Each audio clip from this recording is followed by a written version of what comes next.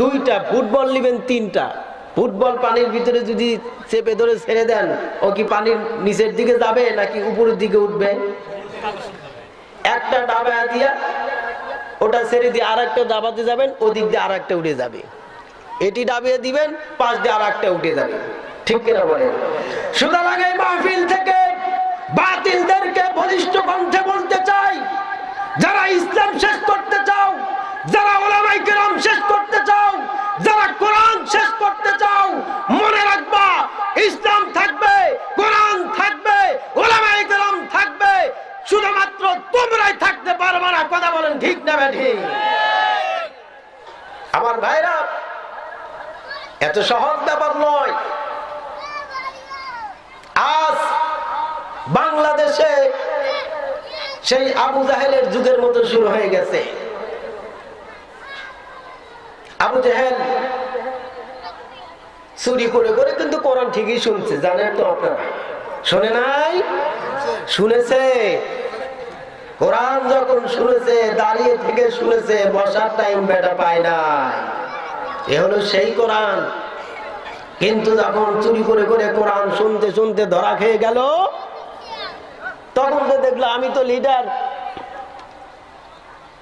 আমি মানুষকে বলি অকালাল্লাযীনা কাফারু লা তাসমাউ লিহাযাল কুরআন, শুনতে যাও না কি কোরআন। আর আমি যদি আবার চুপি চুপি এটা শুনি, আবার যদি ধরা খাই, তাহলে কি আমার নেতৃত্ব মানুষ মানবে? আমি যদি কোরআন শুনি আর লোকদেরকে যদি বলি কোরআন তোমরা শুনো না, লোকেরা কি শুনবে? শুনবে না। সুতরাং আবু জাহেল বলে দিল, মানে কোরআন তো শুনতে যাবেই না। সুতরাং যেখানে কোরআন শোনার ব্যবস্থা করা হয়, এমন একটা কাজ করবে যাতে কোরআনটা কেউ বলতেও না পারে, শুনতেও যেন না পারে। অলগাউ ফীহি লাআল্লাকুম তাগলিবুন। আজকে দেখেন বাংলার জমিনে উলামায়ে কেরাম, আমরা তো ছোটখাটো মানুষ, কিন্তু বিশ্বনন্দিত মুফাসসির কেরাম হুজুর যেমন বয়ান করতেছিলেন বলিষ্ঠ কণ্ঠে, এরকম কোরআন দিয়ে তাফসীর করা হয়। আর আপনারা দেখেছেন ইন্টারনেট, ফেসবুকে অনেক কুলাঙ্গার এরকম আছে যারা রানিং উলামায়ে কেরামের মুখ থেকে মাইক কেড়ে নিয়েছে। দেখেন নাই? দেখছেন কিনা বলেন? আমি বিশ্বাস করি না, আমি বিশ্বাস করি না এই রকমের মুসলমান নামের মুনাফিক মার্কা মানুষ যারা কোরআন আলোচনা হচ্ছে ওই সময় মাইক কেড়ে নাই, এই রকমের মানুষ অন্তত গঙ্গারামপুর, ফরিদপুর, বিষ্ণুপুরে আছে। আমি বিশ্বাস করি না। কারণ এই গঙ্গারামপুর, ফরিদপুর, বিষ্ণুপুরের আশপাশের এলাকা এটা সাধারণ মানুষের এলাকা না। এটা হলো মুফতি মুহাদ্দিসের এলাকা, এটা হলো হাফেজে কোরআনের এলাকা, এটা হলো কওমিওয়ালাদের এলাকা। কথা বলেন ঠিক না ঠিক? সুতরাং যতদিন উলামায়ে কেরাম থাকবে, আমি বিশ্বাস করি কোন নাস্তিকের বাচ্চারা এই রকমের দুঃসাহস করতে সাহস পাবে না, পাবে না, পাবে না। আমার ভাইরা, যেই কোরআন নিয়ে আমরা আজ বসেছি, এই কোরআন আমরা খুব সহজেই পাই। 100 টাকা 150 টাকা হলে এই কোরআন পাওয়া যায়। কিন্তু এই কোরআন আল্লাহ রাসূল সাল্লাল্লাহু আলাইহি ওয়াসাল্লাম এতটা সহজে পান নাই। এই কোরআন পেতে আল্লাহ রাসূলকে অনেক ত্যাগ স্বীকার করতে হয়েছে, অনেক কষ্ট করতে হয়েছে। রাসূল করিম সাল্লাল্লাহু আলাইহি ওয়াসাল্লাম তার শুরুর অবস্থা কি ছিল? কোরআন যখন তিনি পেতেছিলেন, কোরআন আল্লাহ রাসূলের কাছে অন্যান্য নবীদের মতো এই তাওরাত, জাবুর, ইনজিল কিতাবের মতো আল্লাহ পাক এরকম বান্ডিল করে একেবারেই নবীদেরকে যেমন দিয়েছিলেন, আল্লাহ রাব্বুল আলামিন তার হাবিবকে এই কোরআন ওইরকম ভাবে দিয়েছেন। কি বলেন? ওইরকম ভাবে দিয়েছেন? দেন নাই। কোরআন যখন রাসূলের উপর আসতেছিল, সেই প্রাথমিক অবস্থাটা কি ছিল? আমার ভাইরা, হযরত আয়েশা রাদিয়াল্লাহু তাআলা আনহা বর্ণনা করেছেন, হযরত হারিস ইবনে হিশাম নবীজিকে জিজ্ঞেস করেছেন, নবীজি, ওহী আপনার উপরে কিভাবে আসে? কোরআন তো ওহী, নাকি বলেন? ওহীর মাধ্যমে আল্লাহ পাক রব্বুল আলামিন এই কোরআনটা দিয়েছেন যেটি আমরা এখন পড়তেছি। হযরত হারিস ইবনে হিশাম নবীজিকে জিজ্ঞেস করেছেন, নবীজি ওহী আপনার উপরে কিভাবে আসে? নবীজি বলেছেন, ওহী কখনো ঘন্টার শব্দের মতো আমার কাছে আসে, আর এটি ছিল আমার কাছে সবচেয়ে কষ্টদায়ক ওহী। ফেরেশতা জিবরাইল যা বলেন তা শেষ হওয়া মাত্রই আমি তার থেকে আয়ত্ত করে নেই। আবার ফেরেশতা কখনো কখনো মানুষের আকৃতিতে এসে আমার কাছে যে ওহী বলেন আমি তৎক্ষণাৎ সেটা আয়ত্ত করে ফেলে দেই। উম্মুল মুমিনিন হযরত আয়েশা রাদিয়াল্লাহু তাআলা আনহা বলেছেন, রাসূলের উপরে যখন এই কোরআন প্রাথমিক অবস্থায় নাযিল হচ্ছিল, ওহী যখন রাসূলুল্লাহর প্রতি আসতেছিল, ওই সময় রাসূল পাক সাল্লাল্লাহু আলাইহি ওয়াসাল্লামের উপরে যখন ওহী নাযিল হতো, হযরত আয়েশা বলেছেন প্রচন্ড শীতের দিনে, যেমন এখন প্রচন্ড শীত, শীত না শীত, হযরত আয়েশা বলেছেন নবীদের উপরে যখন প্রথম প্রকার ওহী আসতো আমি তাকিয়ে দেখতাম, ওহী নাযিলের পর নবীজির দিকে তাকালে দেখা যেত যে প্রচন্ড শীতের দিনে নবীজির কপাল থেকে ঘাম ঝরতেছে। কেন? কোরআন নাযিল হচ্ছে প্রচন্ড শীতের দিন, কিন্তু রাসূল ঘেমে গেলেন কেন? আল্লাহর পয়গম্বর ঘেমে যাচ্ছিলেন, কারণ হলো ওহী যখন রাসূল পাক সাল্লাল্লাহু আলাইহি সাল্লামের উপরে আসতেছিল, ওই সময় রাসূলের মনের ভিতরে টেনশন ছিল। টেনশন কিসের টেনশন জানেন? এই আপনাদের টেনশন, আমাদের টেনশন। কারণ কি? আমাদের প্রতি টেনশন হওয়ার কারণ কি? কারণ রাসূলের মনের ভিতরে তখন প্রশ্ন জেগেছে যে ফেরেশতা যেটি আমার উপরে অবতীর্ণ করতেছেন, আমি যদি তার থেকে একটি শব্দ অথবা একটি অক্ষর যদি ভুলে যাই, তাহলে গোটা পৃথিবীর সমস্ত উম্মতেরা সেই শব্দ, সেই একটি বাক্য থেকে মাহরুম হয়ে যাবে। ঠিক কিনা বলেন? এই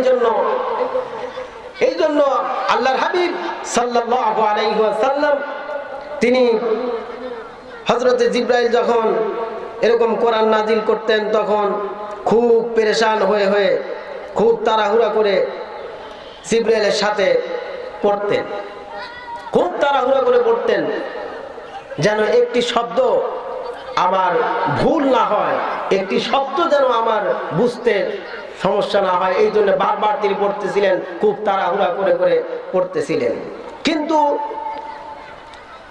এইটি ওই সময় কোন মানুষ তো বুঝেই নাই, আল্লাহ পাকের কি বুঝতে বাকি আছে?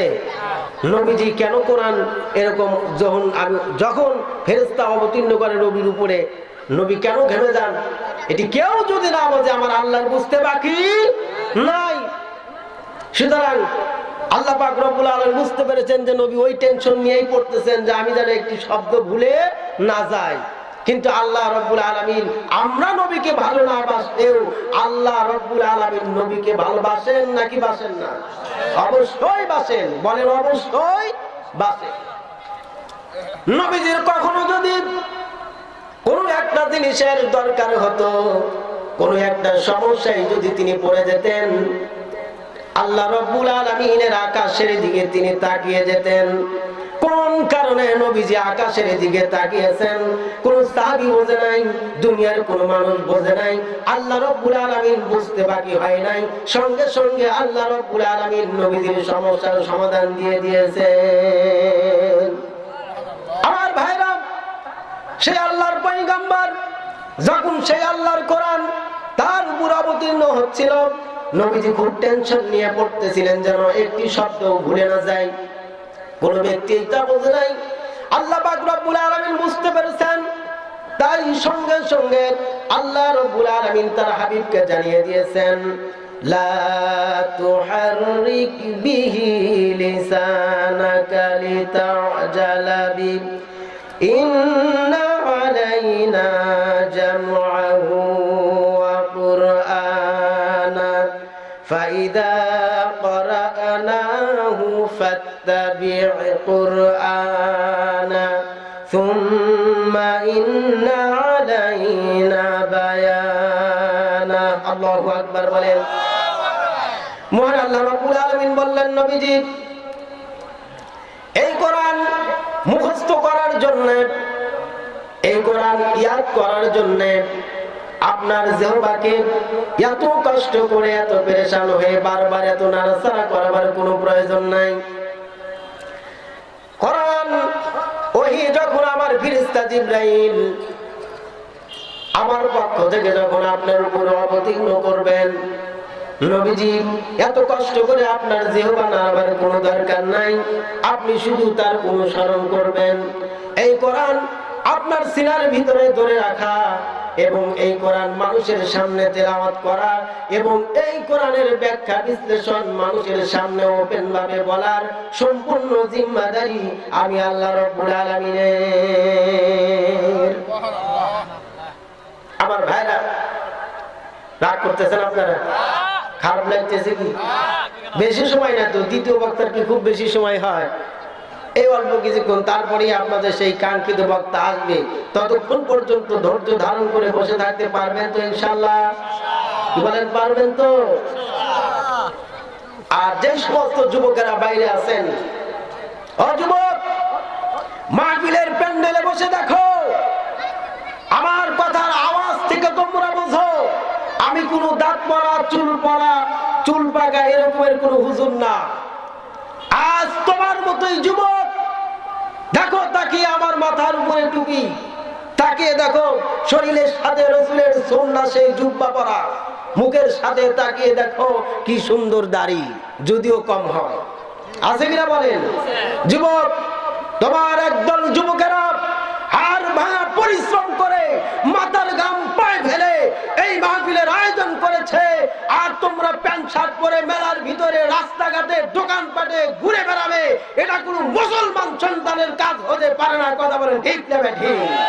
সুতরাং গঙ্গারামপুরের সমস্ত যুবক ভাইদেরকে বলি, সমস্ত বালেক নারী এবং পুরুষদেরকে বলি, আপনারা কেউ অযথা বাইরে থাকবেন না। সবাই এই কোরআনের মাহফিলে আসুন, আল্লাহ পাক জীবনের গুনাহগুলি মাফ করে দিবে। কোরআনের মজলিস যতক্ষণ বসে থাকবেন, আল্লাহ রাব্বুল আলামিনের আরশ আজিম থেকে আল্লাহর রহমত, আল্লাহর বরকত আকাশ ফেরে আষাঢ়ের বৃষ্টির মতো অজস্র ধারাই পড়তে থাকবে। কথা বলেন ঠিক না ঠিক? এখানে আসলে গুনাহ মাফ হবে, বাইরে থাকবা শরীরের উপরে গুনাহ যোগ হবে। কথা বলেন ঠিক না ঠিক? সেই জন্য অনুরোধ করে বলি, আজকের এই মাহফিল সফল হোক এবং আজকের এই মাহফিল যে প্যান্ডেল করা হয়েছে তা কানাই কানাই পরিপূর্ণ হোক। আমরা চাই কি চাই না? জোরে বলেন আমিন। আল্লাহ পুরা করে দিই। আমার ভাইরা, এই যে কোরআন, আল্লাহ রাব্বুল আলামিনের হাবিব তিনি যখন যে অবস্থায় থাকতেন কোরআন নাজিল হতো। রাসূল পাক সাল্লাল্লাহু আলাইহি ওয়াসাল্লাম যখন ঘুমের ভিতরে থাকতেন তখনও কোরআন নাজিল হতো। উম্মুল মুমিনিন হযরত আয়েশা রাদিয়াল্লাহু তাআলা আনহা বলেছেন, রাসূলের উপরে নাজিল হওয়া প্রথম প্রকারের ওহী ছিল নবীজির ঘুমন্ত অবস্থায় তার সত্য স্বপ্ন। আপনারা বুঝি ভাবতেছেন কি একটা কথা আপনি শোনালেন যে নবী ঘুমাইতেছে আর ওই সময় ওহী নাজিল হয়। ভাই, আমরা যখন ঘুমাই তো মরেই যাই। যখন ঘুমাই আমার অঙ্গ প্রত্যঙ্গ দেহ ইমান যা কিছু আমার সাথে আল্লাহ পাক দিয়েছেন সব ঘুমাই, কিচ্ছু জেগে থাকে না। ঠিক কিনা কোন? কিন্তু আমার আপনার ঘুম আর আল্লাহর পয়গম্বরের ঘুম এক। আমি আপনি মানুষ আর আল্লাহর পয়গম্বর মানুষ, দুজন মানুষ এক? মোটেও না। আমরা মানুষ, গুনাহগার মানুষ, আর নবী পয়গম্বর আলাইহিস সালামেরা হলেন নিষ্পাপ বেগানা মাসুম মানুষ। কথা বলেন ঠিক না ঠিক? আমরা মানুষ, সাধারণ মানুষ, আল্লাহর পয়গম্বর আলাইহিস সালাম হলেন অসাধারণ মানুষ। কথা বলেন ঠিক না ঠিক? আমার ভাইরা, যখন আমরা ঘুমাই এমন ঘুমাই যে ঘুমের ভিতরে দেখা যায় আপনার এই যে মাথার তল, আমরা যেটাকে শীতান বলি, বালিশের তল থেকে দামি দামি মোবাইল, গহনা গাটুরি চোরেরা চুরি করে নিয়ে যায়, আমরা টের পাই না। কিন্তু নবীদের ঘুম আমাদের ঘুমের মতো না। নবীরা যখন ঘুমাতেন তাদের দিল সজাগ থাকতো। আলহামদুলিল্লাহ, নবীরা যখন ঘুমাতেন তাদের দিল সজাগ থাকতো। যুবক ভাইরা তো বলতেছে, হুজুর এ কথা আমরা মানতেছি না। ঘুমের ভিতরে নবী পাক সাল্লাল্লাহু আলাইহি ওয়াসাল্লাম, আয়েশা বলেছেন যে রাসূল পাক সাল্লাল্লাহু আলাইহি ওয়াসাল্লাম ঘুমের ভিতরে যে ওহী পেতেন, যে ওহী তার উপরে নাজিল হতো, দিবালোকের মতো তা প্রকাশ পেয়ে যেত। যুবকরা তো বলতেছে এটা আমরা মানি না। কারণ কি জানেন যুবকরা কেন মানতে যাচ্ছে না?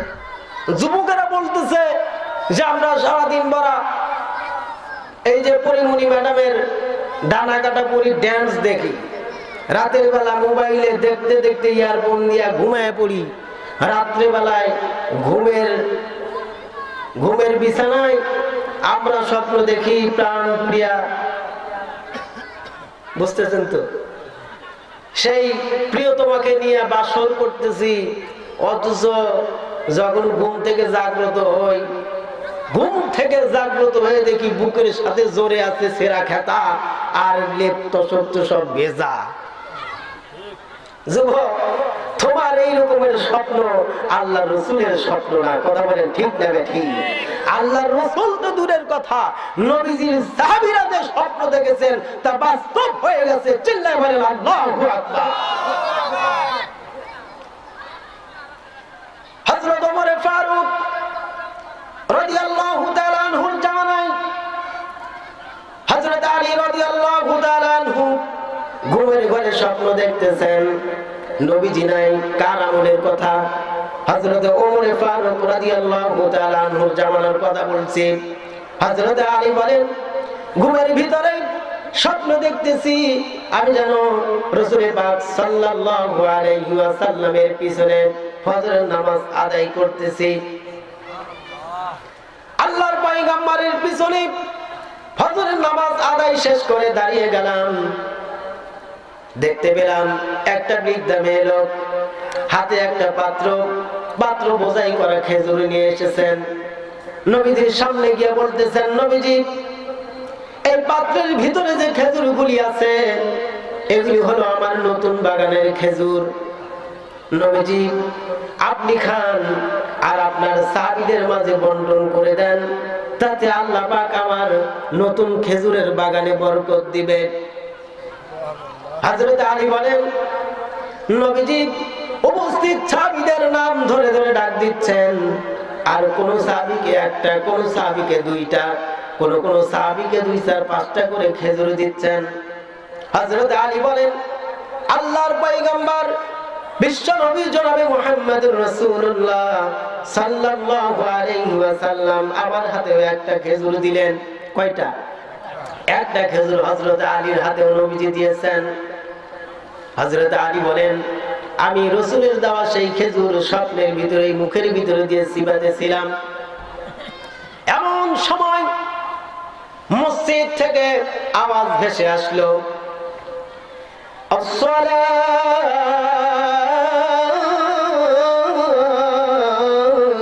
আসসালাতু খায়রুম মিনান নাওম।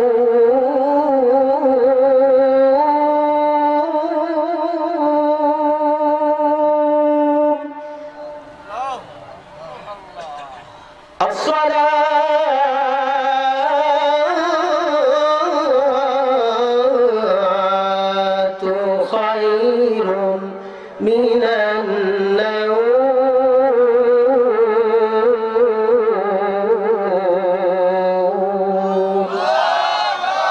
কিসের আওয়াজ? কিসের আওয়াজ? আযানের আওয়াজ। ঘুম হতে নামাজ উত্তম। হযরত আলী বলেন, আমার ঘুম ভেঙে গেল। ঘুম থেকে জাগ্রত হবার পরে আমি যেন লক্ষ্য করলাম যে রসুলের দেওয়া সেই খেজুরের স্বাদ আমার মুখের ভিতরে রয়ে গেছে। রসুলের দেওয়া সেই খেজুরের গ্রামে আমার পুরা ঘরটাই সুবাসিত হয়ে গেছে। আল্লাহু আকবার বলেন। হযরত আলী বলেন, তড়িঘড়ি করে ওযু ইস্তেঞ্জা ছেড়ে মসজিদের দিকে রওনা করলাম। যে দেখি ইমামতির মুসল্লায় হযরত ওমর নামাজে শরীক হয়েছেন। ফজরের নামাজ শেষ করার পরে তিনি দাঁড়িয়ে গেছেন। অনুরূপ রাত্রে বেলায় যেমন স্বপ্ন দেখেছেন, পরের দিন সকালবেলা ফজরের নামাজ পড়ার পরে হযরত আলী দেখতেছেন ওই রকম ভাবে বাস্তবে একটা মেয়ে লোক হাতে একটা পাত্র ভরা খেজুর নিয়ে এসে হযরত আমিরুল মুমিনিনের কাছে গিয়ে বলতেছে, আমিরুল মুমিনিন, এই খেজুরগুলি হলো আমার নতুন বাগানের খেজুর। হযরত ওমর, আপনি খান আর আপনার সহপাঠী সাহাবী ভাইদেরকে বিলায় দেন। এদিকে যাব না।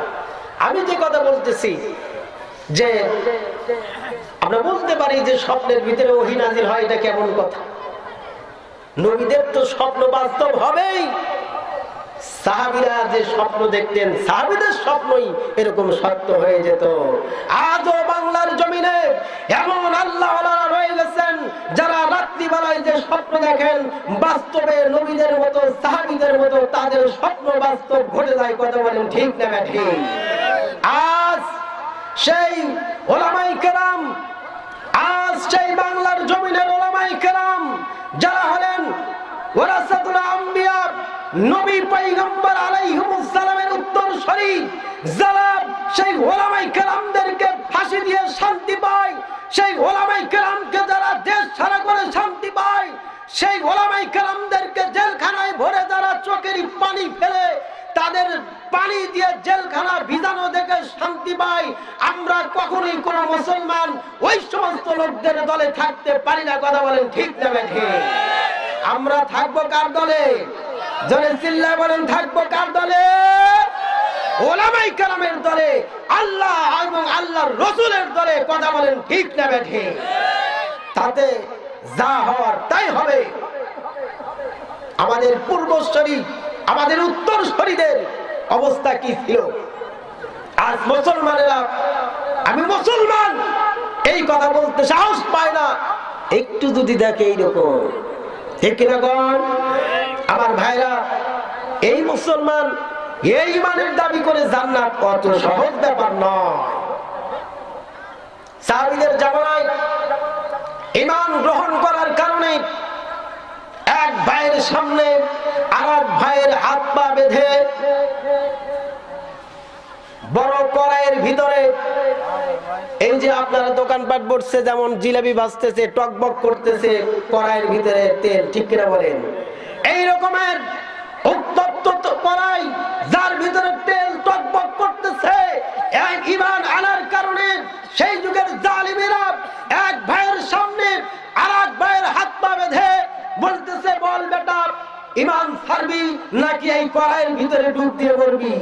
ওই সময় মুসলমানদের ভিতরে আল্লাহর এই দ্বীনের ঈমান এমন ভাবে গঠিত হয়ে গিয়েছিল যে ফুটন্ত কড়াইয়ের ভিতরে ঝাঁপ দিয়ে হাসি মুখে পড়েছেন, তবু ঈমান হারা হন নাই। কথা বলেন ঠিক না ঠিক? আমরা এমন ঈমানদার, একটা পুলিশ দেখলেই কাঁচা দিয়ে দৌড়, ঠিক কিনা কর? এই ঈমানের দাবি করে এই ঈমান দিয়ে জান্নাত পাওয়া অত সহজ ব্যাপার নয়।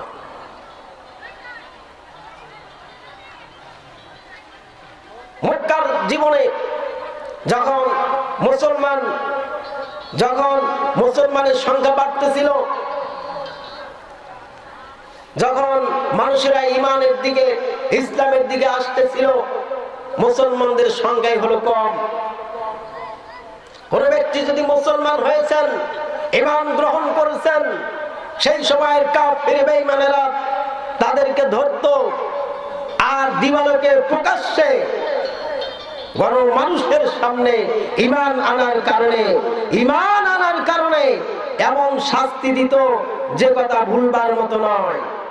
সেই সময় লা ইলাহা ইল্লাল্লাহ পড়ে মানুষের ভিতরে এমন ঈমান সৃষ্টি হতো, কাফেরদের সেই অত্যাচার, কাফেরদের সেই জুলুম দেখে কোন মুসলমান ভয় পেয়ে পালায় নাই।